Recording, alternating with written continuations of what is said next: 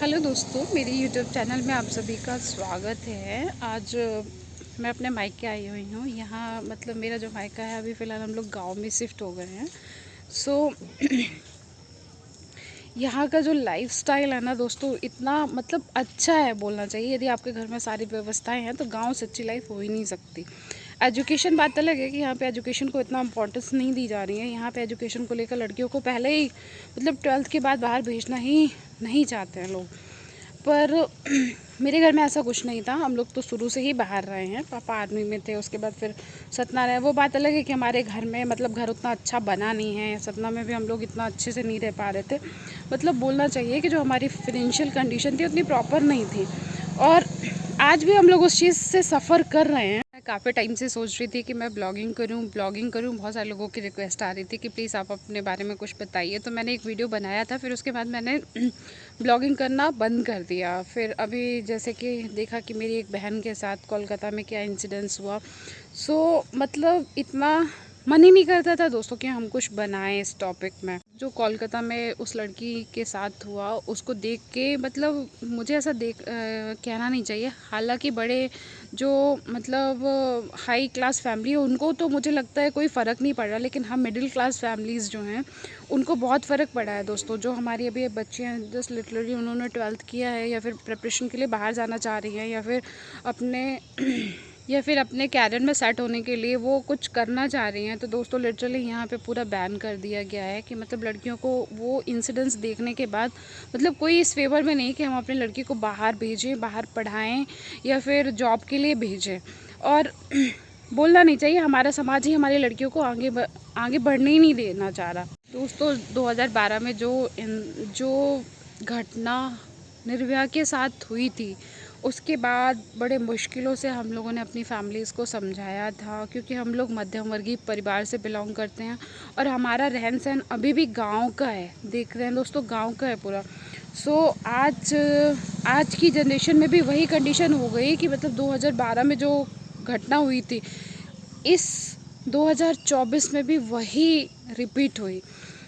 मतलब कहीं ना कहीं से ये घटना होने के बाद हमारे जो बड़े बुज़ुर्ग हैं वो अब इस फेवर में बिल्कुल भी नहीं है कि वो अपनी बेटी को अपने शहर से तो दूर की बात अपने घर से बाहर भेज पाए।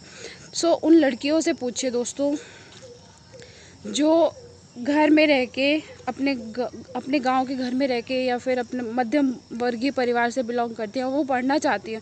और लिटरली दोस्तों उन पे बहुत ही ज़्यादा टैलेंट है।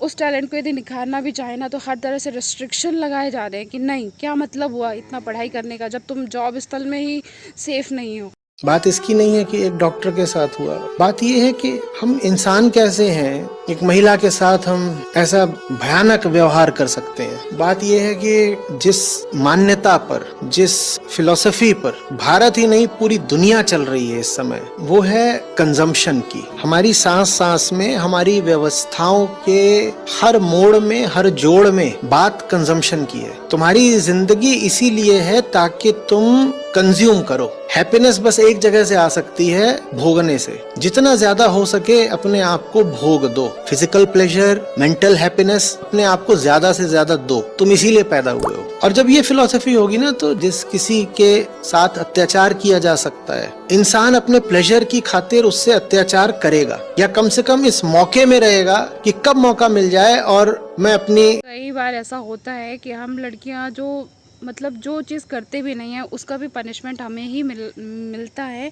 कई बार बहुत सारी चीज़ें ऐसी होती हैं दोस्तों कि हम आप लोगों से शेयर भी नहीं कर सकते। मतलब परिवार में बड़े बुजुर्ग जो होते हैं ना, माँ के अलावा और किसी से शेयर नहीं कर सकते। पर माँ, फिर वही बात होगी कि पहले के ज़माने में आफ्टर ऑल हम लोग सब गांव से ही तो बिलोंग करते थे, तो गांव में भी ये रिस्ट्रिक्शंस होते थे कि बेटियों को पढ़ाया नहीं जाता था। बेटियों मतलब हमारा जो समाज है पुरुष प्रधान समाज है।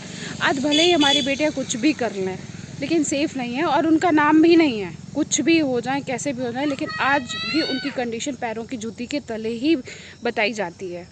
हमारा जो समाज है ना दोस्तों, लड़कियों के बारे में भले ही कितना पॉजिटिव सोचने की कोशिश करे, बट सोचता नहीं है।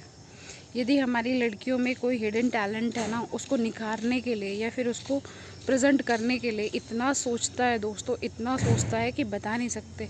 और कंडीशन लास्ट में ही आती है कि उस लड़की का मन ही उठ जाता है कि रहने दो भाई, अब हमसे नहीं होगा। इतनी इस टॉपिक में इतनी लंबी बात कर ली गई है कि वो जो लड़की अपना टैलेंट दिखाना चाहती है ना, वो वहीं दब जाता है। शस्त्र उठा लो, अब गोविंद ना आएंगे।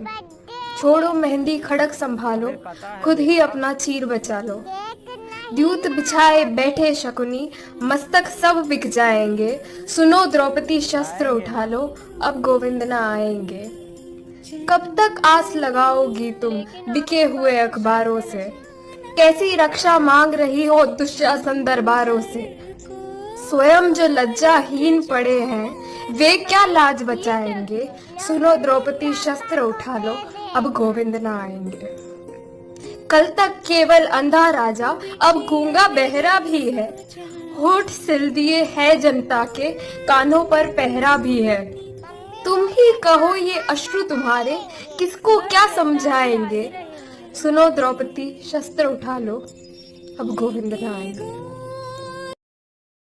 तो आज भी दोस्तों हमारी कंडीशन ये है कि जो हमारी बहन के साथ कोलकाता में घटना हुई, उसको लेके हम लोग कितना स्ट्राइक कर लें, हॉस्पिटल्स में ब्लैक बैंड बांध के काम कर लें, पर हमारे देश का जो सरकार है ना, उसे कोई कोई फ़र्क ही नहीं पड़ रहा है। सो बताइए दोस्तों कि आज भी लड़कियां दी हैं, बहुत छोटी होती हैं तब से उन्हें माँ बाप पालते हैं, और उनकी एजुकेशन तक उन्हें कितना स्ट्रगल करना पड़ता है।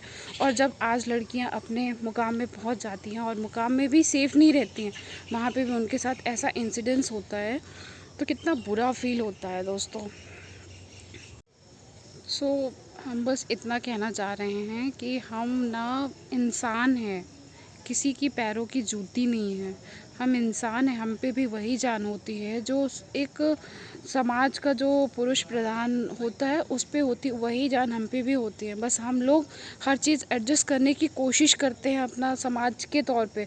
और जिस लड़की ने जो आप बोल रहे हो, जो आप करना चाह रहे हो, उसके अगेंस्ट खड़ी हुई, तो उस लड़की के साथ यही इंसिडेंस होता है जो हमारे अबाया के साथ हुआ। सो हमें कहना नहीं चाहिए, लेकिन हम लोग कहीं भी सेफ़ नहीं हैं। यदि हम जॉब स्थल में जा रहे हैं तो वहाँ सेफ़ नहीं है, कहीं हम बाहर जा रहे हैं वहाँ सेफ़ नहीं है, हम घर में हैं घर में भी सेफ़ नहीं है। सो इसके लिए एक मुहिम चलाई है हम दोस्तों, पिछले 8 या 9 दिनों से स्ट्राइक पे हैं।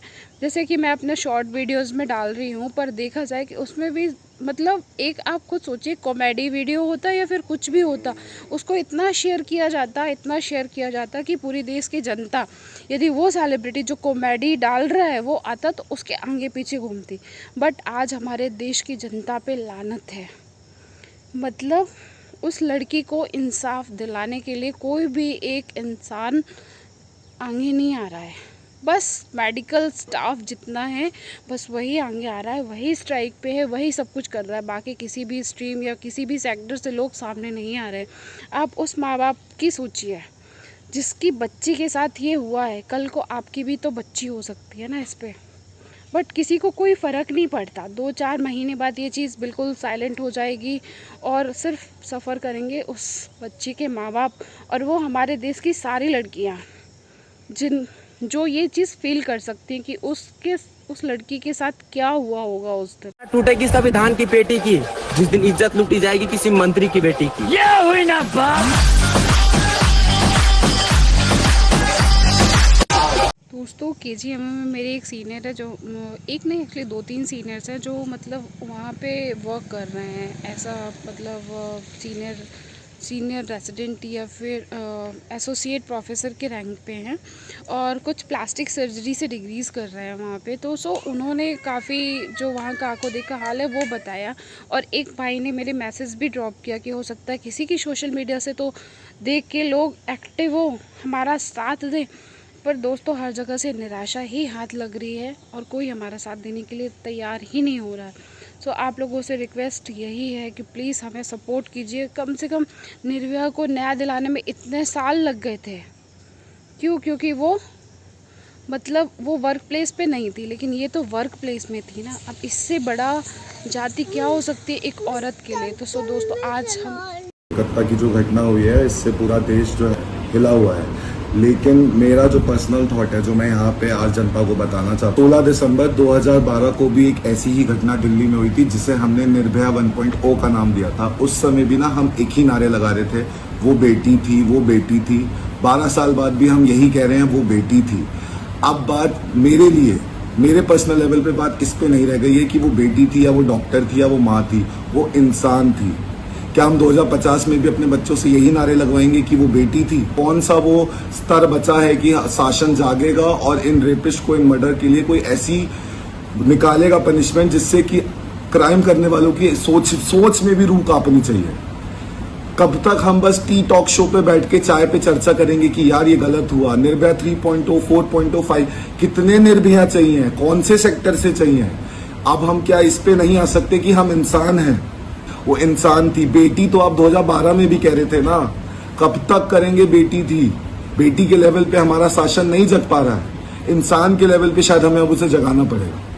हमें अब इस लेवल पे आके बात करनी पड़ेगी कि हम इंसान हैं और हम as a right to citizen मांग रहे हैं प्रोटेक्शन। 2024 में भी अगर यही करना है तो कोई बात नहीं, हम बहुत लड़कियों को हम खुद जा रहे हैं कि बहुत सारी निर्भया का वर्जन आएगा। मुझे नहीं पता कि वो कौन सा nth वर्जन होगा जिसमें हम ये बोलेंगे कि हाँ यार वो इंसान थी, अब तो खड़े हो जाओ। चल वो मैं पहला वो मुहिम बनना चाहता हूँ कि मैं ये स्टार्ट करूँ कि हाँ हम इंसान हैं और हमें वो राइट चाहिए। डॉक्टर फिर तो प्रोफेशन भूल गए, हम भूल जाना चाहिए, ऐसा मुझे लगता है। नमस्ते सभी दोस्तों को, आर्चर मेडिकल। दोस्तों आज की ब्लॉगिंग यहीं समाप्त करते हैं और आशा करते हैं कि आप सब हम मेडिकोस का सपोर्ट करेंगे और अभाया को न्याय दिलाने के लिए हमारे साथ खड़े होंगे, उसको जस्टिस दिलाने के लिए हमारे साथ खड़े होंगे, जिससे कि हमारा जो संविधान है उसका ये रूल चेंज हो और दोषियों को सज़ा मिले।